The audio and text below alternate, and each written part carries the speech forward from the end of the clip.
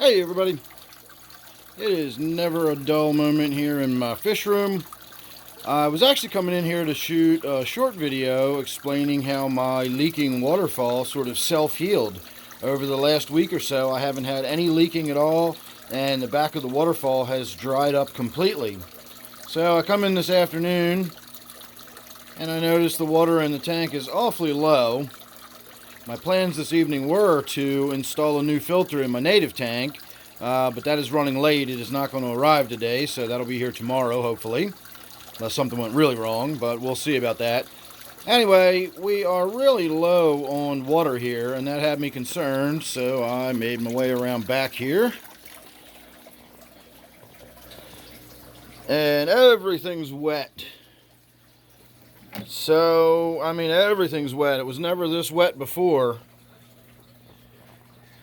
And so my little tray down here is almost completely full. It wasn't even dripping into this. This was just sort of an emergency backup. It normally would get just a little bit wet up here, and then I have this rag right here. It's just a paper towel, and that would sort of wick the water, and it would force it to drip into this, and would, take several days before that would even need to be dumped out.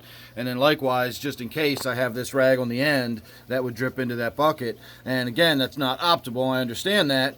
But, that's what I've been doing to keep it alive until springtime, when I can get out and really do something different. But now, I don't know if you've noticed those drips going by. We've got water dripping off here. We've got water dripping off this end here, this 2x4. That's actually missing and hitting the carpet down there. But what really alarmed me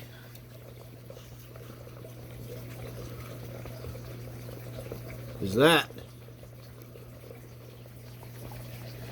So I'm sad to say the time, I think, has come for the waterfall to start getting broken down.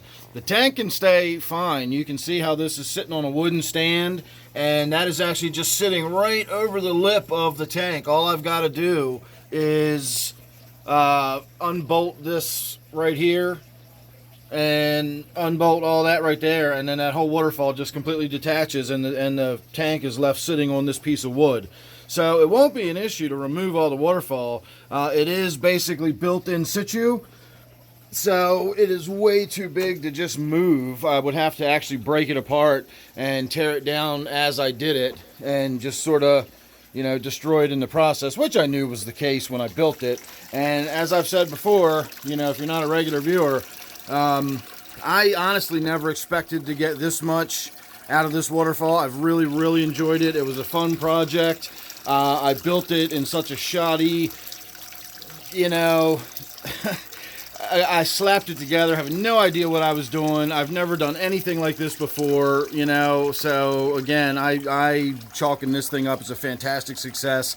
It looked amazing. I've had a lot of fun with it, and it's given me a lot to think about as far as how to do another one that will be similar but constructed better.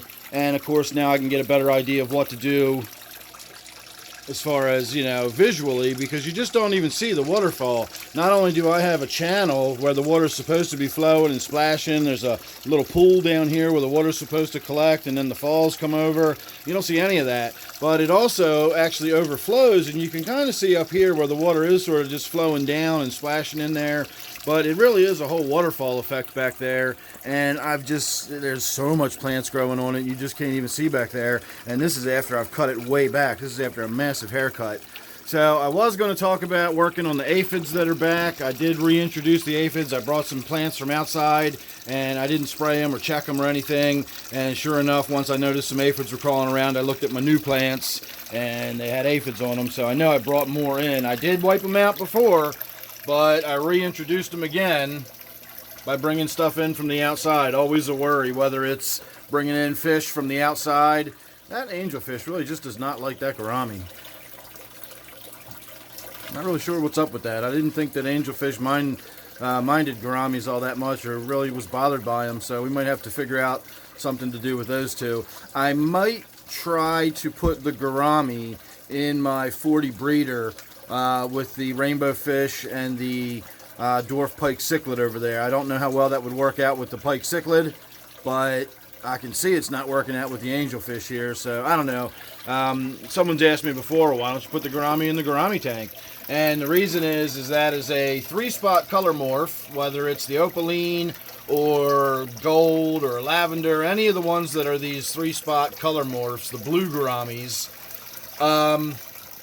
They're kind of aggressive. I've never really had good luck with them in community settings, especially with other gouramis that are more dainty, sensitive, delicate, docile, and that's what I've got in my tank. I've got a very non-aggressive gourami tank. I don't want to slap a male opaline gourami into the middle of that. I'd probably have a bunch of dead gouramis within a week. So that's why the gourami is not going in the gourami tank. It could possibly go in my 125, but I think that blue color would be just so out of whack with that tank. It's just, I don't think that would work very well at all. At any rate, I was going to start talking about treating this tank and doing some various stuff to it and so on and so forth, but I don't think there's any point to it now. All this stuff is going to get torn down and just taken outside and thrown in the garden, and that'll be the end of it. So it was fun while it lasted, and it'll probably still be up and running for another couple of days. I'm not going to tear it down tonight, but I am probably at least going to shut that waterfall pump down and get the water shut down to let it drain out and stop all that dripping, because it is foam, so it has to have all kind of water soaked into it if it's just weeping out the back of it by now. So once I shut that waterfall down, it'll just take a while. I'm going to have to hang a filter on the side, or maybe put an air stone in there. I can always just take the hose and run the hose around instead of having it go up the top. Just recirculate the water and create sort of a miniature waterfall within the tank. I'll do something. I'll figure something out.